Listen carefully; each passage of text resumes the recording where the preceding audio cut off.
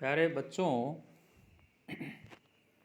आप सभी का हार्दिक अभिनंदन है, स्वागत है इस ई क्लास के अंदर। आपको मनुस्मृति का द्वितीय अध्याय जो है ये मैं इस यूट्यूब चैनल के माध्यम से आपको मैं बता रहा हूँ।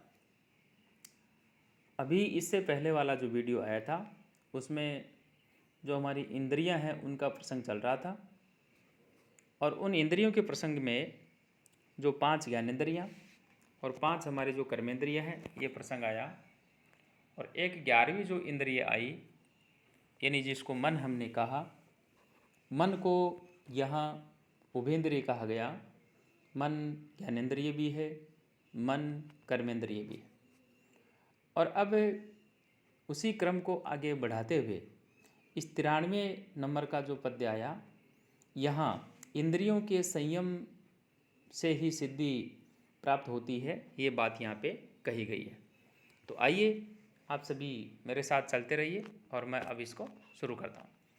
इंद्रियाणाम प्रसंगेन दोषम रिच्छते संशयम समनियम्य तु तान्य एव ततः सिद्धिम नियच्छति। यानी जो इंद्रियां हैं उसके विषय में कहा, इंद्रियाणाम प्रसंगेन असंशयम दोषम रिच्छति। इंद्रियों का विषय के साथ संग करने से ही जो जीव जो होता है, प्राणी जो होता है, वह अवश्य जो है दोष प्राप्त करता है। इंद्रियाणाम प्रसंगेन, प्रसंग का मतलब हुआ कि इंद्रियों के साथ संबंध रखने से जो प्राणी होता है असंशयम दोषम रिच्छति। रिच्छति का मतलब यहाँ प्राप्त करने से है। तो जो भी मनुष्य है इंद्रियों का विषयों के साथ में जब उनका संबंध हो जाता है तो वह जो है दोष प्राप्त करता है। यहाँ तानी एवतु समनियमे ततः सिद्धिम नियच्छन्ति। परंतु यदि उन इंद्रियों को ही वश में यदि वह कर ले, तानी कानी इंद्रियाणी एवतु यानी उन इंद्रियों को ही यदि वह समनियम यानी अच्छी तरह से वश में कर ले, ततः मानी उसके पश्चात सिद्धिम नियच्छति। तो वह जो है जब इंद्रियों को वश में कर लेता है तो फिर उनके द्वारा क्या करता है, वह जो है मोक्ष को प्राप्त कर लेता है। हम इस प्रकार से कह सकते हैं कि इंद्रियों के संबंध में मनुष्य जो है निश्चित ही पाप को प्राप्त हो जाता है, तथा उनको ही यदि वह कंट्रोल में कर लेता है, नियंत्रण में यदि कर लेता है, तो उनको नियंत्रित करके वह जो है सिद्धि को प्राप्त कर लेता है। ज्ञानेंद्रियां और कर्मेंद्रियों के विषय में जो बात चल रही थी, और एक हमारा मन जो 11वीं इंद्रिय के विषय में हमने जो चर्चा की थी, इनको वश में होकर के मनुष्य जो होता है वह काम, क्रोध, मद, लोभ, मोह, मात्सर्य ये मनुष्य के सबसे बड़े शत्रु कहे गए हैं, और इनका वह एक तरह से कारण बन जाता है। वही मनुष्य यदि उन इंद्रियों के ऊपर विजय प्राप्त कर लेता है और जितेंद्रिय होकर के वह अणिमा, गरिमा आदि जो सिद्धियां होती है उसको वह प्राप्त कर लेता है। तो प्यारे विद्यार्थियों, इस प्रकार से ये जो सिद्धियां हैं ये अलौकिक है, और इनकी संख्या जो है 8 है। अणिमा है, लघिमा है, प्राप्ति है, प्राकाम्य है, महिमा है, ईशत्व है, वशित्व है और गरिमा है। ये सारी की सारी जो बातें मैं यहाँ पर जो बोल रहा हूँ, ये जो मेरे द्वारा ये जो पीपीटी बनाई जा रही है, इनके अंदर ये सारी बातें जो दी हुई है, जब भी आपको समय मिले मेरा सभी से ये कहना है कि आप इनको अवश्य पढ़ें। और अब अगला जो पद्य आ रहा है यहाँ पे कहा, न जातु कामानम उपभोग्यन साम्यति हविषा कृष्णत्वम एव भूयः एवाभिर्वर्धते। यहाँ जो हम चर्चा कर रहे थे कि इस प्रकार से जो हमारी इंद्रियों का जो प्रसंग चल रहा है, और उस इंद्रियों के प्रसंग के अंदर ये जो पद्य आया, इस पद्य के अंदर यहाँ जो विषय वासना है उनकी जो है हमेशा वृद्धि ही होती रहती है, और विषय उपभोग से व्यक्ति जो है उसके अंदर अशांति जो है वही प्राप्ति होती है। तो यहाँ पे कहा कि काम है कामान उपभोगेन जातुम न साम्यति, यानी जो भी यहाँ विषय हैं उन विषयों का भोग करने से कामना जो होती है, इच्छा जो होती है, वह कभी भी शांत नहीं होती है। तो क्या होता है, हविषा कृष्ण वर्तमा इव, बल्कि जैसे अग्नि के अंदर जो घी आदि डालने से अग्नि का बल जो है वह और भी तेज हो जाता है, ठीक उसी प्रकार से भूयः एव अभिवर्धते, वैसे ही विषयों के सेवन से कामना जो है वह भी बढ़ती ही जाती है। यानी जो विषय उपभोग है उनसे शांत या तृप्त नहीं होता है, अपितु उसी प्रकार से वह तेज हो जाता है या भड़क जाता है, जैसे आहुति देने से हवन की जो अग्नि होती है, प्रतिदिन जैसे जो भी वांछित भोग जो होते हैं उनके प्राप्त हो जाने से उनके प्राप्त हो जाने पर भी जो है भोगों की कामना हमेशा बनी रहती है। इस प्रकार से इस विषय के अंदर बहुत सारी बातें समाहित हैं और एक यहाँ प्रसंग दिया गया है, उदाहरण दिया गया है और यहाँ तुलना की गई है। यत् पृथिव्यां व्रीहि यवं हिरण्यं पश्वस्तरीयः एकस्य अपि न प्रियातम तदत्याति त्रिशम तज्यत। तो इस प्रकार से यहाँ ये जो मैंने अभी प्रसंग बोला, यहाँ पर भी इसी विषय में कहा कि इस विषय में जो है ये एक हमारा पुराण का ये उदाहरण दिया था, इसके अंदर भी ये बात कही गई है कि विषयों के प्रति व्यक्ति को यदि लगाव रहता है तो वह अधिक जो है परेशान होता है, जो जो उनको छोड़ता है तो व्यक्ति जो है उसके विषय में बात कही है कि जैसे जैसे उनके पास में रहता है तो उनकी जो लालसा होती है, जिज्ञासा होती है, कामना जो होती है वो बढ़ती ही जाती है और विषय के सेवन से हमेशा उनकी कामना बढ़ती ही जाती है, ये बात कही है। अब 95 नंबर जो पद्य आ रहा है, यहाँ इस पद्य के अंदर जो है यहाँ ये जो बात कही है, यहाँ कहा कि विषयों का भोग करने की अपेक्षा उनका त्याग जो है वह श्रेष्ठ है, यही बात यहाँ पे कही। यश्चेतान प्राप्नुयात सर्वान यश्च एतान केवलांश त्यज्येते प्रापणात सर्व कामानाम परित्यागो विशिष्यते। यानी जो हमारे विषय हैं उन विषयों के प्रति कहा गया कि यह च एतान सर्वान प्राप्नुयात यह च एतान केवलान त्यज्येते सर्वे कामानाम प्रापणात परित्यागः विशिष्यते। यह च एतान सर्वान प्राप्नुयात, यह मानी जो सर्वनाम आया, यानी जो भी पुरुष एतान सर्वान प्राप्नुयात, जो भी मनुष्य, जो भी पुरुष जगत की इन समस्त सकल संपूर्ण जो कामनाएं होती हैं, सर्वान संपूर्ण कामनाओं को जो प्राप्त करता है, यह च एतान केवलान त्यज्येते, और जो पुरुष इस संसार की समस्त जो इच्छाएं होती हैं उनको जो त्यागता है, त्यज्यत यानी जो त्यागता है, सर्व कामानाम प्रापणात परित्यागः विशिष्यते। उन दोनों की यदि हम तुलना करें या यूँ कहें कि उन दोनों में कामनाओं को पा करके उनका भोग करने की अपेक्षा उनको त्यागना जो है या त्याग देना जो है वह श्रेष्ठ है। प्यारे विद्यार्थियों, कहने का तात्पर्य यह है कि मनुष्य इस इन संपूर्ण विषय विकारों के सुख को भोगता है तथा जो मनुष्य इनको त्याग देता है, इन दोनों में विषय भोग करने वालों की तुलना में विषयों का त्याग करने वाला जो पुरुष है वह श्रेष्ठ कहलाता है। वस्तुतः सभी काम भोगों की प्राप्ति की अपेक्षा उनका त्याग करना जो प्रशंसनीय है, क्योंकि विषय के लालच में होने के कारण से व्यक्ति जो होता है उसको उसके साधन आदि के उत्पादन में कष्ट तथा संकट जो होते, विपत्ति जो होते, उसमें बहुत अधिक क्लेश होता है, परंतु किंतु विषयों से विरस व्यक्ति जो है उसको कष्ट जो है वह नहीं होता है।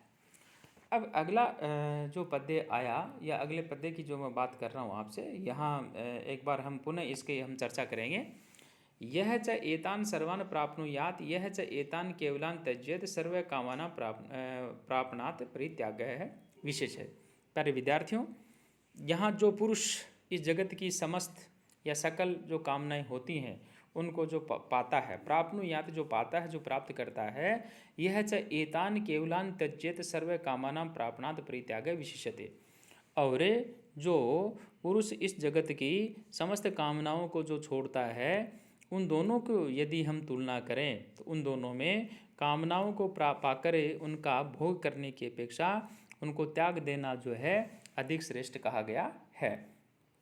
अब अगला जो पद्य है, इस पद्य के अंदर जो हम चर्चा कर रहे हैं, यहाँ पर आया कि इंद्रिय दमन का उपाय जो है वह बताया जा रहा है। यानी जो हमारी इंद्रियां हैं उनका हम किस प्रकार से दमन करें, कैसे हम उनको नियंत्रण में करें। न तथैतानि शक्यन्ते सन्नियन्तुं सेवया विषयेषु प्रजुष्टानि यथा ज्ञानेन नित्यशः। विषयेषु प्रजुष्टानि एतानि असेव्या सन्नियन्तु तथा च न शक्यन्ते यथा नित्यशः ज्ञानेन शक्यन्ते।